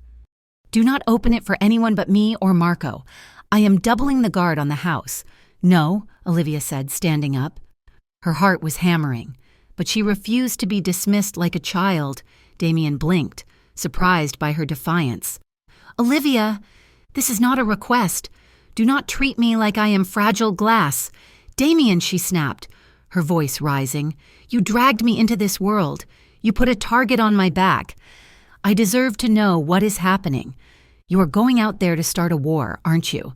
"I am going to finish one," he growled. "I am doing this to protect you. I do not need you to die for me," Olivia cried out. "Grab your things," Damien said to Marco, not looking away from Olivia. "Give us a minute." Marco ushered the stunned family out of the room, leaving Damien and Olivia alone in the vast, decorated space. The Christmas tree twinkled beside them, a mockery of the tension radiating between them. Damien crossed the distance between them in 2 long strides. He grabbed her upper arms, his grip firm but careful. "Listen to me," he said, his voice rough with frustration. "You are not glass. I know that. You are the strongest thing I have ever known. But if they get to you, if they use you to get to me, I will lose. Do you understand? You are the only thing I have left that is clean." Olivia looked up at him, seeing the terror behind his anger. He wasn't afraid of dying. He was afraid of failing her. "Then promise me you will come back," she demanded, her voice shaking. "I cannot promise that," he said honestly. "Then give me something else," she whispered. She didn't know who moved first. Maybe it was her. Maybe it was him. But suddenly, they were colliding. Damien's hands swept up to cup her face, and he kissed her. It wasn't a gentle kiss. It was fierce. It was desperate. It was the kiss of a man marching to the gallows and a woman trying to anchor him to the earth. His mouth crushed hers, hot and demanding. Olivia responded with equal force, her hands sliding over his shoulders, gripping the wool of his sweater, feeling the corded tension of the muscles underneath. She opened to him, allowing him to devour her. His tongue swept into her mouth, tasting of coffee and desperation. He pulled her body flush against his arm banding around her waist, lifting her slightly off the floor. She could feel his heart hammering against her chest, a frantic rhythm that matched her own. For a moment, there was no war. There was no Costa Syndicate. There was only the heat of his skin, the scent of his cologne, and the overwhelming, terrifying realization that she loved him. They broke apart, gasping for air, foreheads resting against each other. Damien's eyes were closed, his breathing ragged. "If anything happens to you," he whispered, his voice cracking, "I will not survive it. I do not care about the Empire. I do not care about the legacy. I only care about you." "Then survive," Olivia said, gripping his wrists. "Come back alive, Damien. For yourself, and for the chance of something real between us." Damien opened his eyes. They were dark, burning with a mix of resolve and agony. He kissed her forehead, a lingering, sacred touch. "Stay inside," he commanded one last time. Then he turned and walked away. He didn't look back. The heavy front door slammed shut, and a moment later, the roar of engines faded into the distance. Olivia stood alone in the silence of the mansion. The snowflake necklace felt heavy and cold against her skin. 2 hours passed. Olivia paced the floor of the guest suite, her phone clutched in her hand. She had texted Ethan 3 times with no reply. Finally, her phone buzzed. It was Ethan. "Hey, Liv." His voice came through, sounding small and tinny. "Ethan," she breathed, sinking onto the edge of the bed. "Are you okay?" "You did not answer." I do not know," he said. His voice was shaking. "Liv, there is a car outside, a black sedan. It has been parked there for an hour, and when I went to check the mail, someone was in the hallway. They took a picture of me and ran." Olivia's stomach dropped through the floor. The blood drained from her face. "Are you inside the apartment?" she asked, forcing her voice to stay calm. "Is the door locked?" "Yes," Ethan said, "but I am scared. They know where I live. You said this guy was just a client. You said it was safe. It is safe." She lied, tears springing to her eyes. "Listen to me. Stay away from the windows. I am coming to get you. No, you cannot come here if it is dangerous. I am coming. Ethan, pack a bag. Be ready." She hung up. Panic was a cold knot in her chest. The Costas weren't just targeting her. They were targeting the only leverage that mattered more to her than her own life. She ran to the door of her suite, locked. She pounded on it. "Open up," she shouted. A guard's voice came from the other side. "I am sorry. Miss Hart, Mr. Morelli's orders. No one in or out. My brother is in danger," she screamed. "You have to let me leave. I cannot do that, Miss... I am sorry." Olivia backed away from the door, her hands shaking. She looked around the room. The windows were reinforced glass, sealed shut. She was trapped in a gilded cage while her brother was being hunted. She needed an ally. She grabbed her phone and scrolled through her contacts until she found the number Isabella had put in there yesterday. She hit dial. "Pick up, pick up, pick up," she chanted. "Hello?" Isabella's voice was groggy. "Isabella, it is Olivia," she said urgently. "I need your help. Olivia, where are you? The house is on lockdown. I am in the guest suite. Damien locked me in. Isabella, the people who are fighting Damien, they are at my apartment. They are watching my brother. He is sick, and he is alone. I have to get to him." Isabella was silent for a moment. Damien said, "It isn't safe." "He said to keep you here. If I stay here, my brother dies," Olivia said, her voice breaking. "Please, Isabella. You know what family means. If it was Damien out there alone, would you stay in your room?" A pause. Then, a sigh. "I am going to get killed for this," Isabella muttered. "I am in the West Wing. The service elevator goes down to the garage. The guards usually ignore the catering vans. Can you get me out?" "Give me 5 minutes," Isabella said. "Be ready to run." 5 minutes later, the lock on Olivia's door clicked. Isabella stood there, dressed in a silk robe but looking fierce. She grabbed Olivia's hand. "Let's go." Quietly.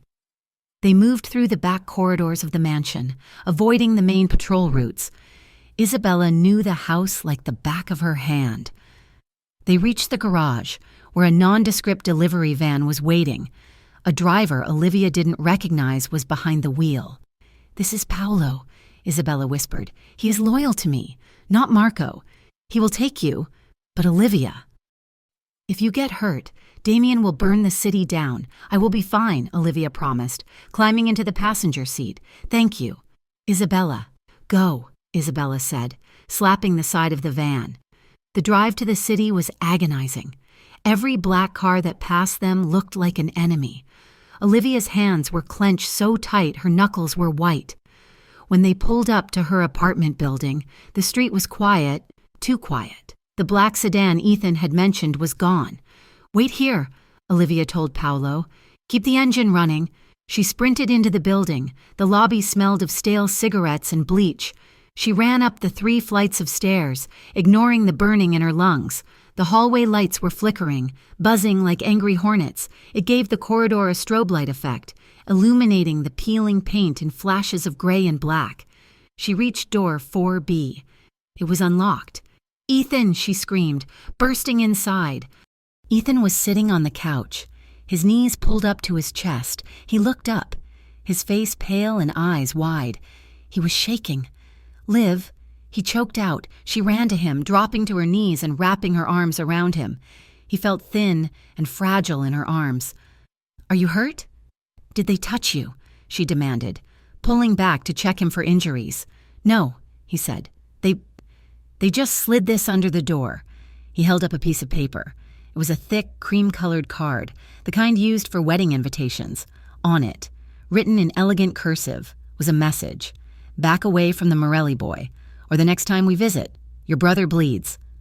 Olivia stared at the note. The threat was elegant, polite, and terrifying. "Get your bag," she said, Avi standing up and pulling him with her. "We are leaving. Now." "Where are we going?" Ethan asked, grabbing his backpack. "Somewhere safe," she said, though she wasn't sure where that was anymore. They ran back down to the van. Paolo looked nervous. "We need to go." "Miss," he said as they piled in. "I saw a car circle the block." "Drive," Olivia ordered. "Take us back to the estate." It was the only place she could think of. Damien had turned it into a fortress, even if he was angry. Even if he never forgave her for disobeying him, he would protect Ethan. Paolo gunned the engine, and the van peeled away from the curb. They made it to the edge of the city before the trouble started. The road to the estate wound through a dense forest, the snow-covered trees pressing in on either side. Suddenly, a black SUV shot out from a side road, cutting them off. Paolo slammed on the brakes. The van skidded on the ice, fishtailing wildly before coming to a stop sideways in the road. Olivia looked back. Another SUV had blocked the road behind them. They were trapped. "Lock the doors!" Olivia screamed, unbuckling her seatbelt. She threw herself over the center console into the back seat, grabbing Ethan and shoving him down onto the floorboard. "Stay down!" she yelled. Men were pouring out of the SUVs. They wore dark coats and ski masks. They carried guns. This is it, Olivia thought. A cold clarity washing over her. This is how it ends. She curled her body over Ethan, shielding him with her own flesh and bone. She squeezed her eyes shut, waiting for the sound of shattering glass, waiting for the pain. Ethan was sobbing quietly beneath her. "I am sorry. Liv, I am sorry. It is okay," she whispered, smoothing his hair. "It is going to be okay." One of the men raised a rifle, aiming it at the windshield. Then, the world exploded. A convoy of 3 armored vehicles roared out of the tree line, tires screaming against the asphalt. They didn't stop. The lead car, a massive reinforced truck, smashed into the rear SUV, sending it spinning into a ditch. Gunfire erupted. It was deafening, a chaotic symphony of cracks and booms. Olivia screamed, covering her ears. "Get down!" Paolo yelled, ducking beneath the dashboard. Through the window, Olivia saw a figure leap from the second car. He moved with terrifying speed and precision. He was dressed in black, a coat flapping behind him like a cape. He held a handgun, firing controlled double taps as he advanced on the attackers. It was Damien. He was a force of nature. He moved through the chaos without hesitation, dropping 2 men before they could even turn to face him. His security team fanned out around him, suppressing the remaining attackers with overwhelming firepower. The Costa men, realizing they were outgunned and outflanked, scrambled back to their surviving vehicle. They peeled out, tires spinning on the ice, retreating into the darkness. Silence fell over the road, broken only by the heavy panting of the wind. Damien didn't wait for the all clear. He holstered his weapon and sprinted toward the van. He ripped the sliding door open with such force that the metal groaned. "Olivia!" he roared. She looked up, trembling, her body still curled over Ethan. "I am here." She sobbed. "We are here."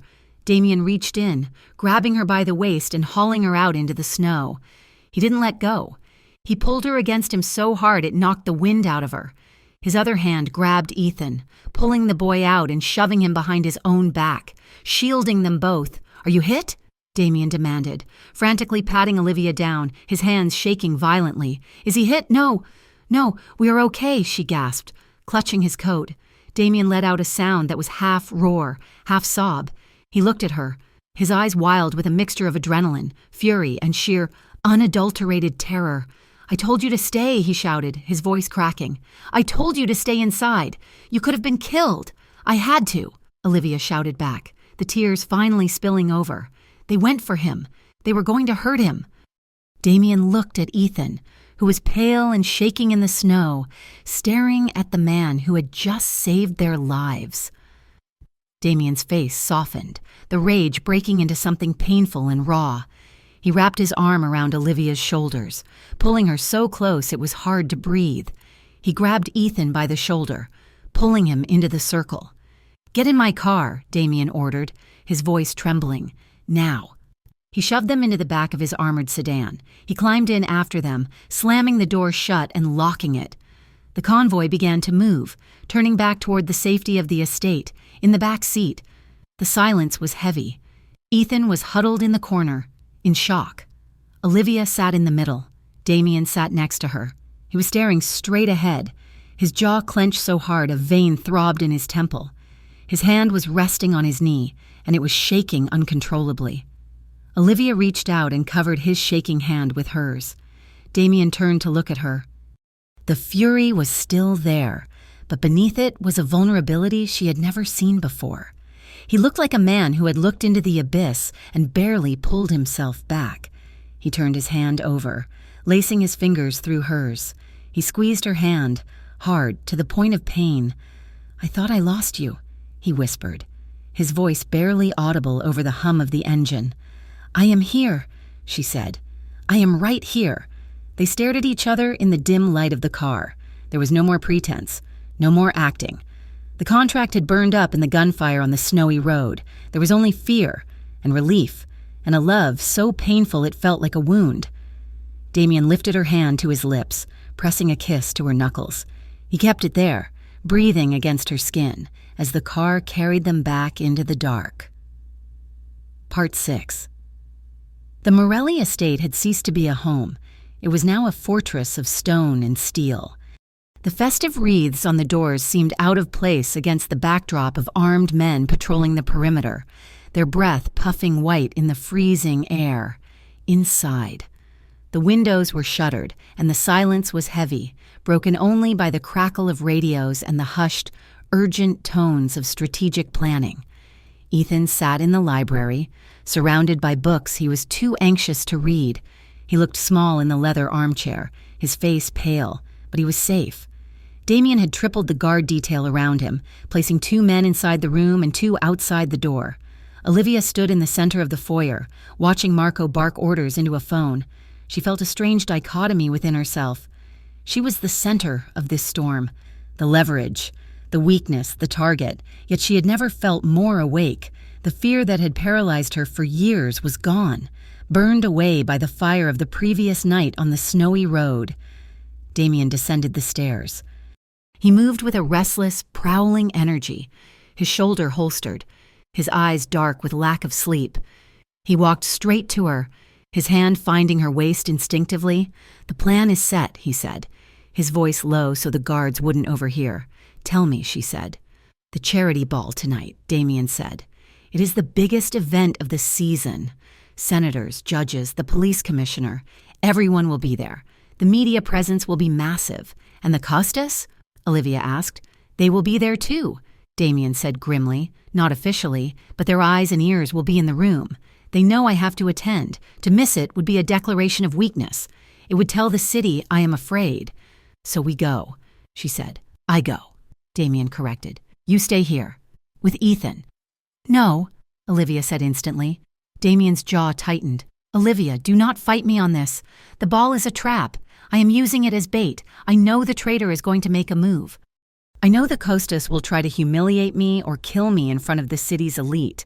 If I can catch them in the act, if I can expose them in a room full of witnesses and cameras, I can force a truce. I can use the public outcry to push them back, but it is going to be dangerous. That is exactly why I am going, she argued, stepping closer to him. You are the target, Damien hissed, his hands gripping her shoulders. If you are there, you are a liability. If I am not there, I am a symbol of your fear, Olivia countered, her voice steady. You said it yourself. If I hide, they win. They will say you left your woman at home because you could not protect her. They will say you are weak. She reached up, covering his hands with hers. Besides, if the traitor is close to you, he will be at the ball. He will be watching you. If I am by your side, he will be watching me too. We draw him out together. Damien stared at her. He looked for the fear he expected to see, but he found only a fierce, burning resolve. She was not the desperate barista he had met in the coffee shop anymore. She was a partner. She was a queen willing to step onto the board to protect her king. I cannot guarantee your safety, Damien whispered. The admission costing him. I know, she said. I trust you. Damien closed his eyes, leaning his forehead against hers for a long, silent moment. Wear the necklace, he said roughly. The snowflake. Wear it like armor. The Grand Hotel ballroom was a cavern of crystal and gold. Chandeliers the size of small cars hung from the ceiling, casting a fractured, glittering light over the crowd. The air smelled of expensive perfume, champagne, and ambition. When Damien and Olivia stepped out of the limousine, the flashbulbs erupted like a lightning storm. Olivia wore a gown of shimmering silver silk that pooled around her feet like liquid moonlight. Around her neck, the diamond snowflake glittered, a cold, bright star against her skin. She held her head high, her hand resting lightly on Damien's arm. Damien was in a tuxedo, the black fabric emphasizing the breadth of his shoulders. He looked every inch the devastating, untouchable tycoon, but his body was coiled tight. His eyes didn't look at the cameras. They scanned the crowd, the rooftops, the shadows. They walked the red carpet. A gauntlet of questions shouted from the press line. Mr. Morelli, is it true the merger is off? Who is the lady? Mr. Morelli? Damien ignored them all, guiding Olivia through the heavy brass doors into the ballroom. Inside, the noise of the party washed over them. A string quartet was playing a waltz. Waiters in white jackets moved through the throng with trays of champagne. It was beautiful, and it was terrifying. Stay close, Damien murmured against her hair. I am not going anywhere, she whispered back. They moved through the room, greeting senators and business moguls. Damien played his part perfectly. He was charming, calm, and commanding. But Olivia felt the tension in his arm. Every time a guest moved too quickly, his muscles bunched. Every time a door opened, his gaze snapped toward it. Midway through the evening, the orchestra slowed the tempo. Damien turned to her, extending a hand. Dance with me, he said. Olivia took his hand. He pulled her onto the floor, wrapping his arm around her waist. They moved together, swaying to the music. The crowd seemed to blur around them, fading into a background of indistinct color and noise. Damien's fingers traced the line of her spine through the silk of her dress. It was a possessive, grounding touch. You look breathtaking, he said softly. His eyes locked on hers. I am terrified, she admitted, keeping her voice low. My legs are shaking. You are doing perfectly. He promised, just look at me. Do not look at them, just me. I believe in you, Damien, she whispered, leaning her head slightly so her lips brushed his jaw. I know you want to leave this life. I know you want to change, even if your world terrifies me. I believe in the man underneath it. Damien stopped moving for a heartbeat.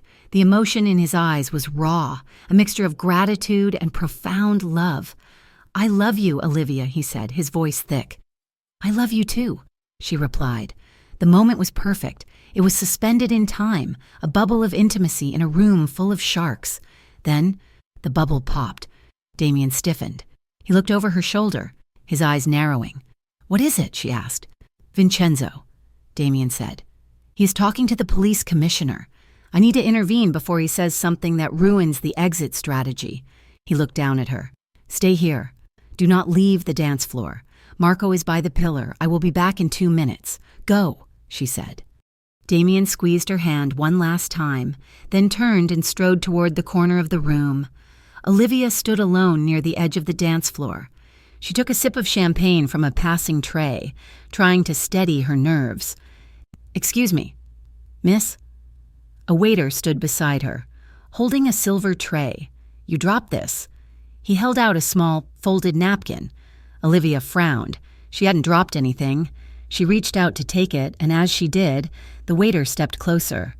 Mister, Morelli asked me to escort you to the VIP suite. The waiter whispered, he says there is a problem with his uncle. Olivia hesitated. She looked toward the pillar where Marco was supposed to be. He was gone. Where is Marco? She asked. He is with Mr. Morelli, the waiter said smoothly. Please. Miss, it is urgent. Olivia's instincts screamed at her, but the thought of Damien in trouble overrode them. She nodded. Lead the way. The waiter guided her away from the crowded ballroom, through a set of heavy velvet curtains, and into a service corridor.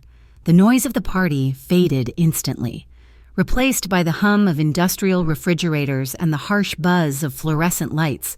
This does not look like the VIP suite, Olivia said, stopping. Just a shortcut. Miss, the waiter said, reaching for a door marked exit. No, Olivia said, backing away. I am going back. She turned to run. The door behind her opened. A hand clamped over her mouth. She tried to scream, but the sound was smothered against a leather glove. An arm wrapped around her waist, lifting her off her feet. She kicked out, her heels connecting with shin. But the man didn't let go. Something hard and cold pressed into her ribs. Quiet, a voice hissed in her ear. Or I put a bullet in your spine right here. She froze. The man dragged her backward toward the open loading dock door at the end of the hall. Damien was halfway across the ballroom when he felt the cold prickle on the back of his neck. He turned, scanning the crowd. Olivia was gone. He looked at the pillar. Marco was gone. Panic, cold and sharp, pierced his chest. He grabbed his earpiece. Marco, status, static. Damien didn't wait. He abandoned diplomacy. He shoved past a senator, ignoring the outraged gasp, and sprinted toward the spot where he had last seen her. Isabella appeared from the crowd, her face pale. Damien, she cried, grabbing his arm. I saw her. A waiter took her through the service doors. Damien didn't speak. He drew the gun from his shoulder holster, not caring who saw. Screams erupted in the ballroom as the guests saw the weapon. Damien didn't hear them. He kicked the service doors open, the wood splintering. He sprinted down the hallway, Isabella following close behind. He rounded the corner and skidded to a halt. At the end of the corridor, near the open loading bay doors where the winter wind was howling in, stood a group of men. In the center was Marco Vieri. Marco held Olivia in front of him like a shield. His arm was around her neck, choking her. A gun was pressed to her temple. 3 other men, Costa soldiers, stood behind him, their weapons raised. Marco. Damien breathed, the betrayal hitting him like a physical blow. It was you. Marco's face was twisted in a rictus of fear and arrogance. Vincenzo is too old. Damien and you are too soft. You were going to sell us out. You were going to go legitimate. The Costas offered me the city. Let her go, Damien said, his voice dead calm. This is between us. She is the reason you are weak, Marco spat. Look at you. The great Damien Morelli, chasing a skirt while his empire burns. Damien took a step forward. The Costa men raised their rifles. Another step and she dies, Marco screamed, pressing the barrel harder into Olivia's skin.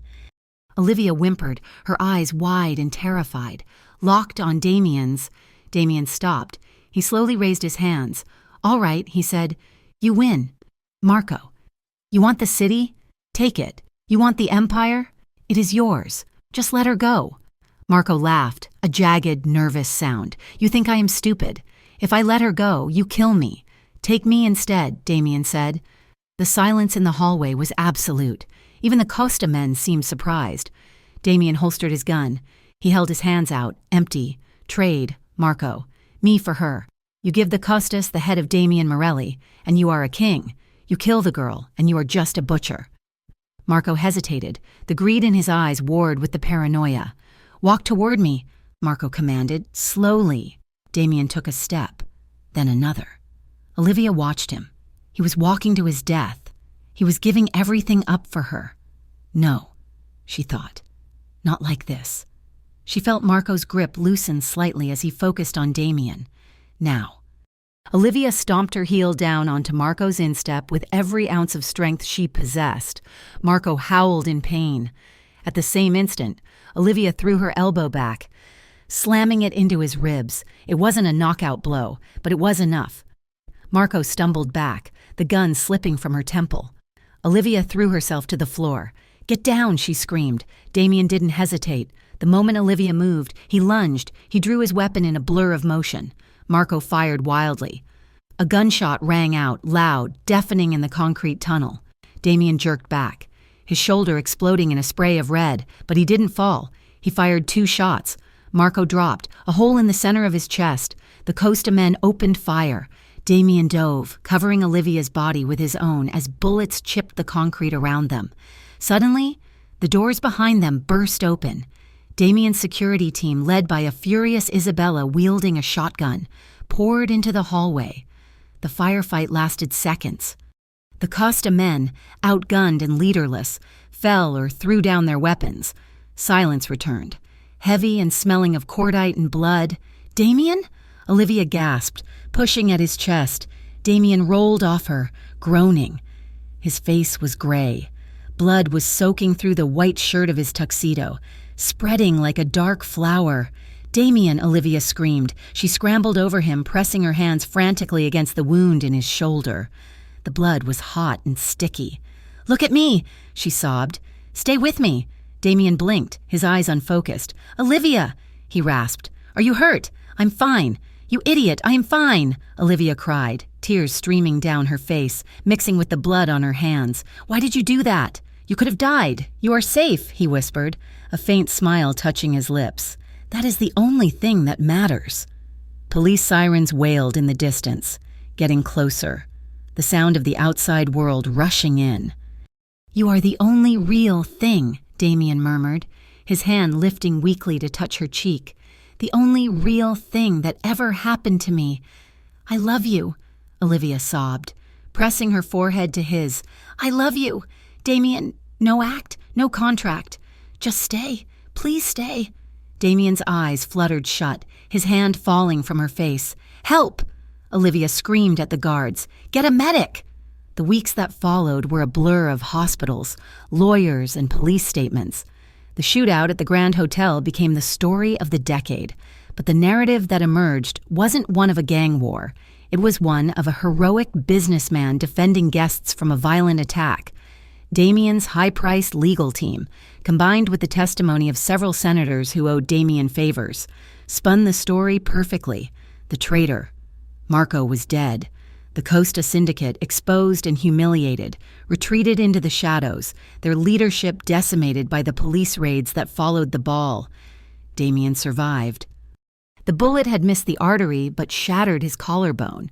He spent 3 weeks in the hospital, with an armed guard at the door and Olivia in the chair beside his bed. He kept his promise. He used the chaos to clean house. He sold off the shipping lanes that were used for smuggling. He cut ties with the corrupt unions.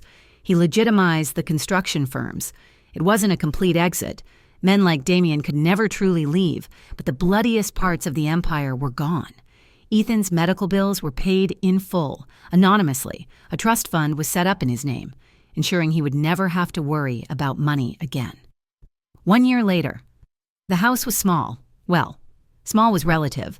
It was a sprawling mid-century modern home on the quiet side of Riverton, tucked away in the woods, but compared to the stone fortress of the Morelli estate, it felt like a cottage.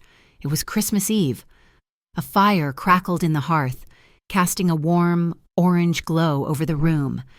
There was a tree, modest in size but decorated with care, mostly with handmade paper ornaments that looked suspiciously like the ones Olivia had described from her childhood. Ethan sat on the rug, laughing as he tried to teach Damien how to play a video game. Damien. wearing a simple sweater and jeans, looked frustrated but amused. I still do not understand why I cannot just shoot the turtle, Damien grumbled, tapping the controller. Because it is a race. Damien, Ethan laughed. You have to drive. Olivia stood in the doorway of the kitchen, wiping her hands on a towel. She watched them, her brother, healthy and happy, and the man she loved, looking younger, lighter, the darkness in his eyes replaced by a quiet peace. Dinner is ready, she announced. Ethan jumped up.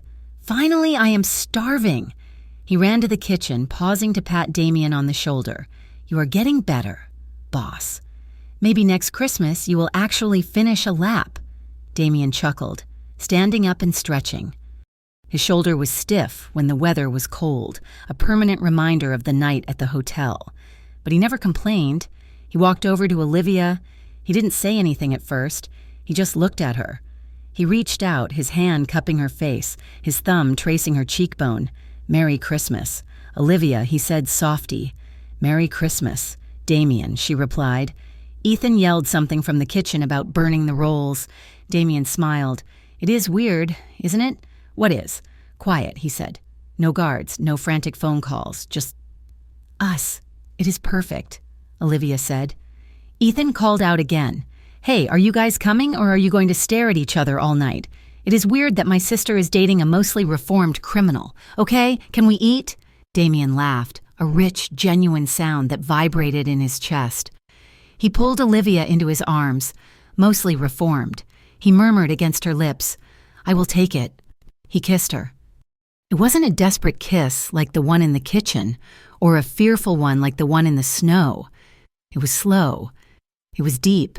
It was a kiss built on a year of healing, of learning each other, of waking up every morning and choosing this life. His hands cradled her face, holding her like she was the most precious thing in the world. Her hands rested on his shoulders, feeling the scar through his sweater as they held each other close, bodies pressed together in the soft glow of the tree lights. Olivia thought back to the coffee shop, the contract, the fake dates, the fear. It had all been a lie that turned into the truth. She pulled back slightly, looking into his eyes. I love you, she whispered. I love you, Damien said. And this time, there was no contract to sign, just a promise, kept in the warmth of the firelight. Thank you so much for reading this story. I hope you enjoyed the journey of Olivia and Damien as much as I enjoyed writing it.